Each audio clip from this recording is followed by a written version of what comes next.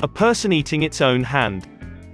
A man lying on the floor, wearing a red and monumental wooden dress. And cones, dressed in colored fabric. The enigmatic world of Michaël Borremans is the perfect place to get lost. So let's. This is Michaël Borremans, a complete and chronological overview.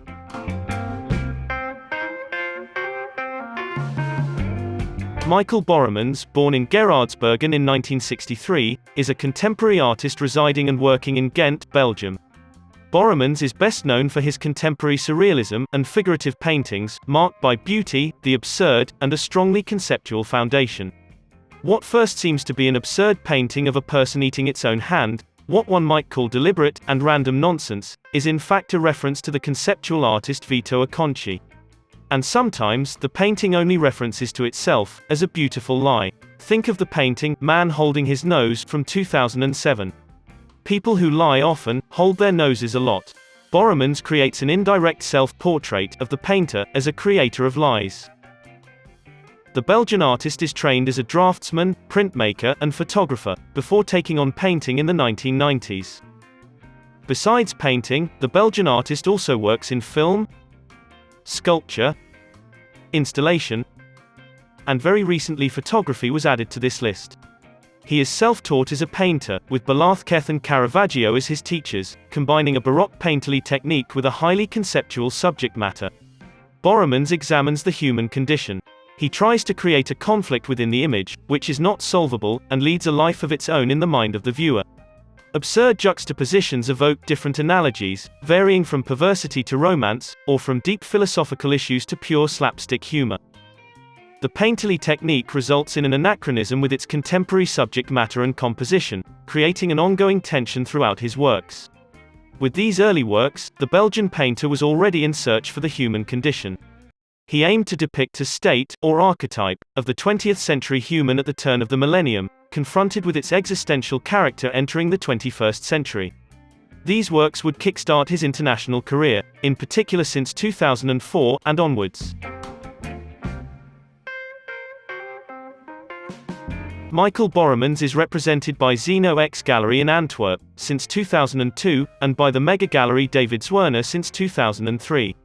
The level of these galleries say it all. His career as a painter took off almost instantly. From this point, he would exhibit at multiple major institutions, year after year, up to today.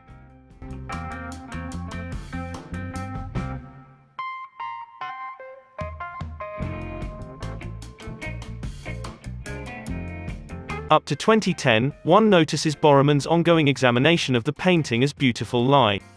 He depicts different micro-realities in his works. The discrepancy in size indicates the distinction between a constructed, imagined, or sub-reality, and actual reality. Or, maybe Borremans indicates there is no actual reality at all, as we are wandering in a world with no truths, characteristic for a postmodern society.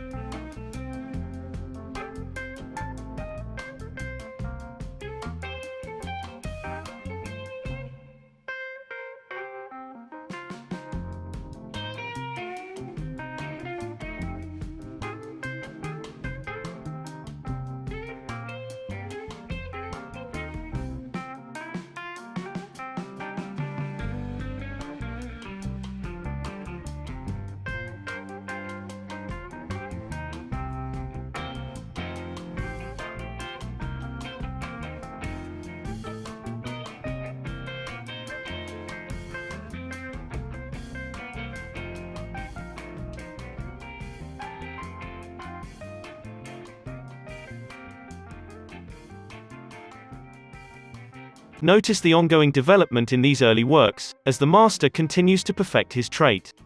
At first, the source material for his work were often collected images. Then the artist started to produce his own reference photos, enlarging his control and radius of action. Notice how his technique improves as well. With the years, his paintings become more and more photographical, or rather cinematic. Simultaneously, his brush strokes and technique are more and more reminiscent to Velázquez, Caravaggio, or Rubens. During this period, his production was confined to just a dozen of paintings every year, or less. Michaël Borremans was in search for something special in a painting, something one cannot plan or pursue in a structured manner. He destroyed hundreds of works because they did not deliver what he was looking for. And sometimes the painting was perfect.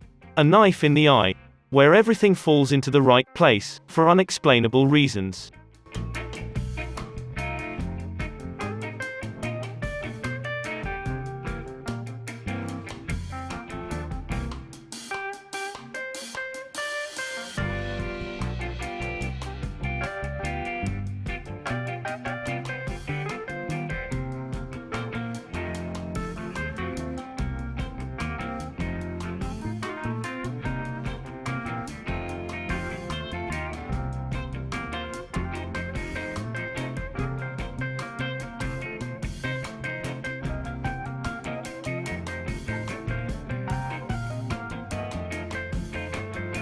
From 2010 and onwards, Borremans would start to take on larger canvases.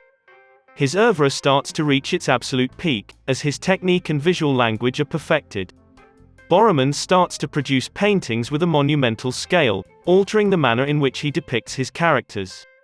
The central and static positioning of the figures in the pictorial space, as well as the used color palette, create a more distant and a more chilling sphere than before. By stressing the sculptural potential of the figures, the reference to the photographic image fades. Lone figures in pensive or semi-conscious states are depicted squarely in the center of the compositions. While their faces are mostly obscured, a psychologically charged mood prevails. Some are positioned within barren spaces, reminiscent of an artist's studio with planks or canvases arranged against walls, while others are portrayed luminously against dark, monochrome backgrounds. Titles provide simple but uncertain descriptions, which offer little help for unlocking the narratives. Borremans often pays detailed attention to clothes and textiles.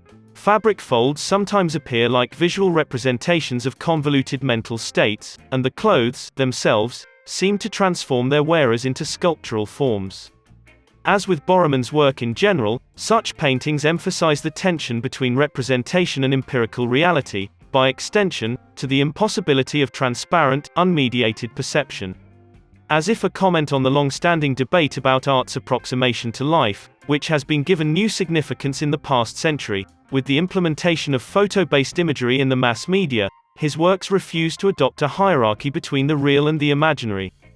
In 2014, Michaël Borremans would have major retrospectives, titled As Sweet as It Gets, at the Center for Fine Arts in Brussels, but also in Dallas and Tel Aviv. This landmark in his career was also a moment for reflection for the Belgian artist.